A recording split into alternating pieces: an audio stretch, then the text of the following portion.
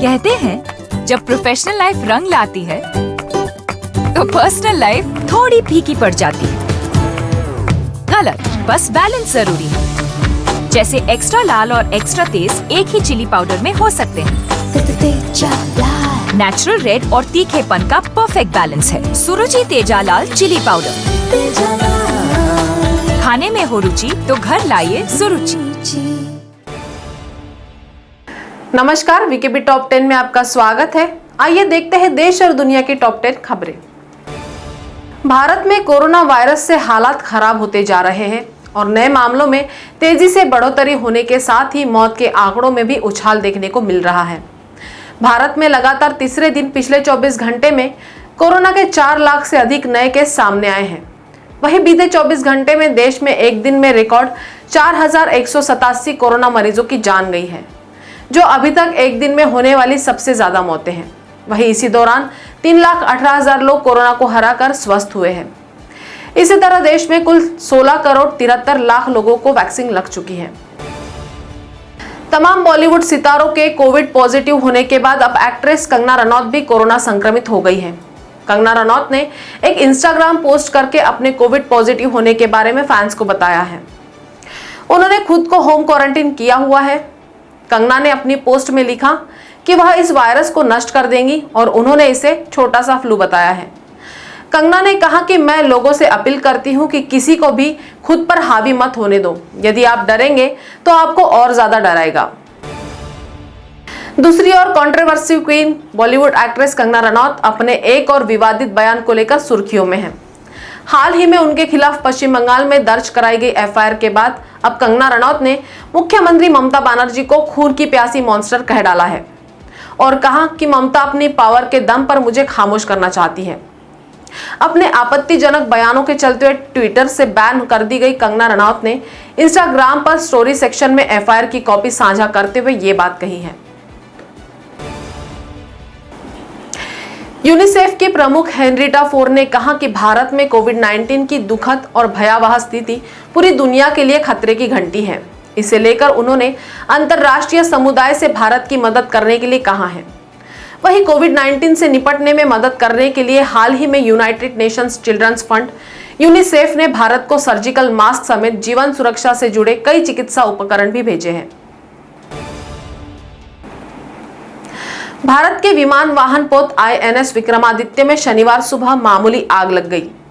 नौसेना के एक प्रवक्ता ने यहां एक बयान में बताया कि आग बुझा दी गई है और पोत में सवार सभी कर्मी सुरक्षित है।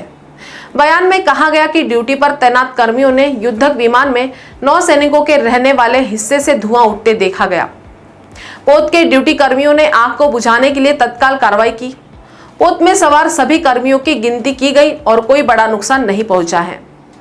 नौसेना प्रवक्ता ने बताया कि इस घटना की जांच के आदेश दिए गए हैं और अभी पोत बंदरगाह में खड़ा है। राहुल गांधी ने केंद्र सरकार पर ट्वीट कर प्रधानमंत्री मोदी पर निशाना साधते हुए अपने ट्विटर हैंडल से जीएसटी को लेकर कहा कि जनता के प्राण जाए पर पीएम की टैक्स वसूली ना जाए। राहुल से पहले कांग्रेस शासन वाली कई सरकारों ने भी कोरोना वैक्सीन पर जीएसटी वसूलने का विरोध किया था।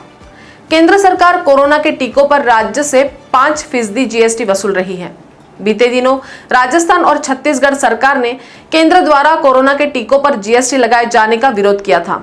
5% जीएसटी के साथ राज्यों को वैक्सीन की एक डोज के ऊपर 15 से 20 रुपए अतिरिक्त चुकाने पड़ रहे हैं। कोरोना वायरस महामारी से मुकाबले के लिए दुनिया के कई देश भारत की मदद के लिए आगे आ रहे हैं। इस कड़ी में उत्तरी आयरलैंड के बेलफास्ट से 3 18 टन के ऑक्सीजन जनरेटर और 1000 वेंटिलेटर के साथ दुनिया के सबसे बड़े मालवाहक विमान ने भारत के लिए उड़ान भर दी है। इसकी जानकारी खुद ब्रिटिश सरकार ने दी है। विदेश राष्ट्रमंडल और विकास कार्यालय ने कहा कि हवाई अड्डे के कर्मियों ने रात भर कड़ी मेहनत करते हुए विशालकाय एंटोनॉव 124 विमान में जीवन रक्षक दवाएं ला दी। FCDO ने इस आपूर्ति के लिए फंड प्रदान किया है।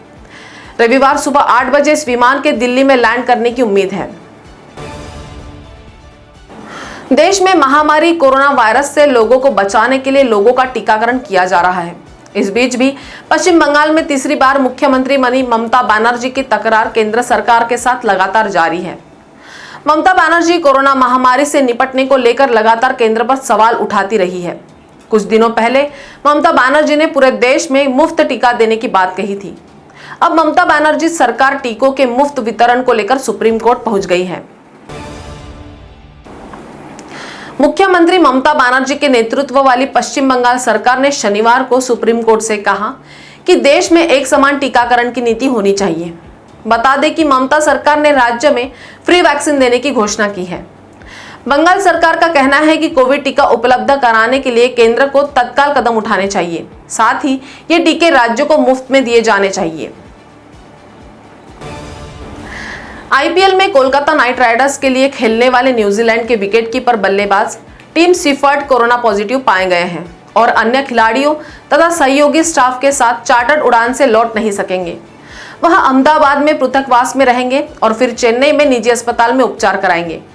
गौरतलब है कि आईपीएल को स्थगित कर दिया गया है। तो टॉप 10 के खबरों के सफर में अभी इतना ही। आपसे फिर मुलाकात होगी, तब तक बने रहिए बीकेबी न्यूज के साथ। नमस्कार।